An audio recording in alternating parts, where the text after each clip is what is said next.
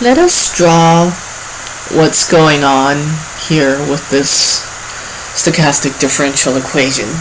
So we have a differential equation here that governs V, and we have a terminal condition and some boundary conditions.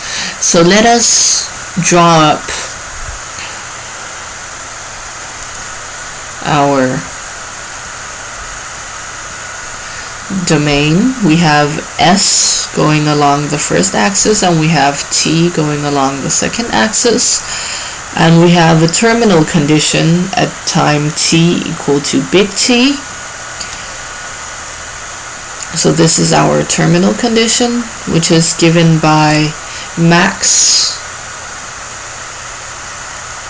of S minus K, where K is fixed, comma 0. And then we have boundary conditions. When for S equal to 0,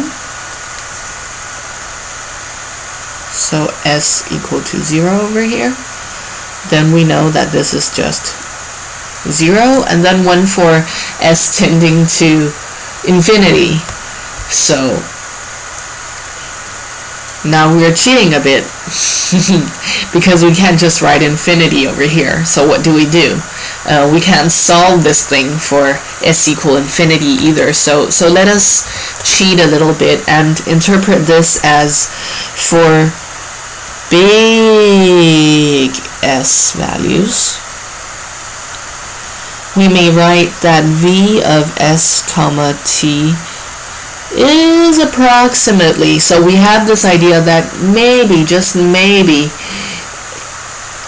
these, this will become rather stable for big S values. So for big S values, we have that V of S comma T is approximately equal to S minus K times e to the minus R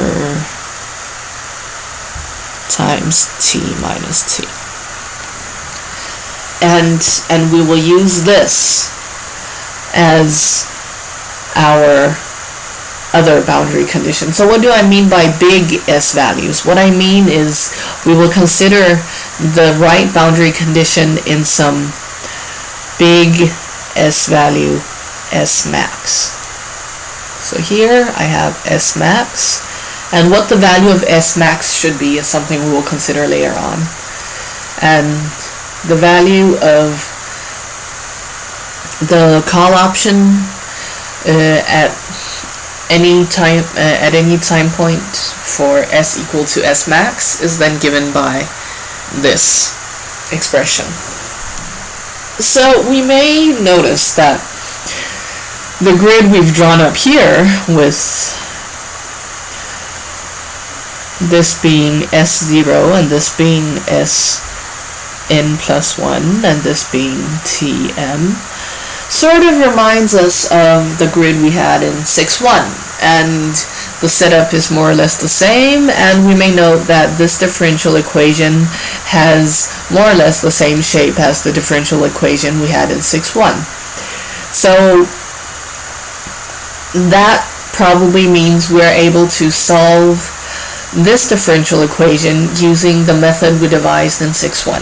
So in order to use that method, we need to figure out which coefficient functions here corresponds to which coefficient functions from 6.1, and that shouldn't be too hard. We take a look at this, at this, at this. Now note that the S belongs here, so this is part of the coefficient function. And then we compare it with this over here, and that's also what you're asked to do in A. Write down the expressions for mu, sigma squared, r, and eta. So do that, because once you've done that, then you can just use the method in 6.1 to solve this differential equation and then find the price of the call option for any value of S, and in particular we're interested in the price of the call option for the value S0. Now the question is, after you've written down the expressions for mu, sigma squared, r, and eta, then the question is, well, well, what should I set this as? What should S max be? And the answer to that, if we consider what is written in the assignment, the answer to that is you must experiment with where to actually put the right boundary. So you must experiment. And what we may notice is yeah, you can do that with S equal infinity. We set an S max, and then we can try, S max equal 10, and then try out the procedure, and then S max equal 12, and then try out the procedure, and so on and so on. But we may also notice first and foremost that S max values that lie below our strike price, well, they aren't that interesting, because the whole reason we're interested in call options is because then we have the right to buy something, then we have the right to buy a stock for the price K, and then if the stock has a true value that's above K, then we may sell it for that value and then gain a profit. So S max values below K are not interesting. So you may instead think of, which S max values above K should I try out? So just try to do a loop and then find the price of the call option for some value of S, maybe S0, just, for an idea. Try to draw up a graph depending on S max with the value V of S0, 0 here, which you find by implementing your procedure. Then what we kind of hope for is when S max becomes big enough, then the solution at time 0 for S0 becomes more or less constant, because then that means we may set S max to a certain value, because for all values S max that are above this certain value, the solution just remains the same anyways. So this is what he means by experiment in exercise 6.2c.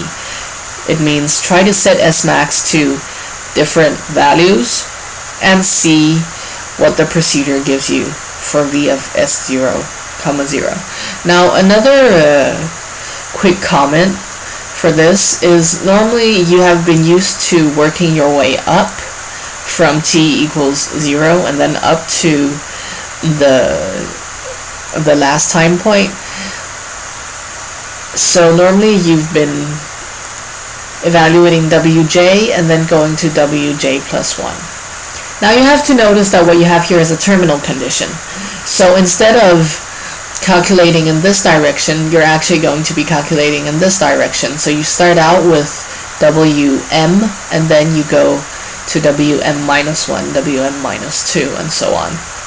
Which is also why, the solution that we're interested in time t equals 0 is is all the way down here. And that, normally we know what is down here, but here we don't, because we have a terminal condition and not an initial condition. Well, I think I've said quite enough with regards to the Black-Scholes model. I don't know if I'm really missing anything now, apart from maybe one of the last... Oh, well, here you've got find and plot the price of V of S, 0. That shouldn't be too hard, I guess, because that's just a plot that looks as such. You've got V of S, 0, and then you've got S going along here, and for different values of S, you get different values of V of S, 0. We imagine that, the more expensive the stock, the more something this will be. And then In particular, he says we're interested in finding v of s of 0, 0, so please find the value of v in this point here. This point, s of 0. If everything works out right, this value should be 8, or somewhere around 8. But then again, you can never be sure. So, happy programming and happy solving, and I'll see you guys on Thursday. Just write a message or send an email or something if in doubt about anything. Yeah.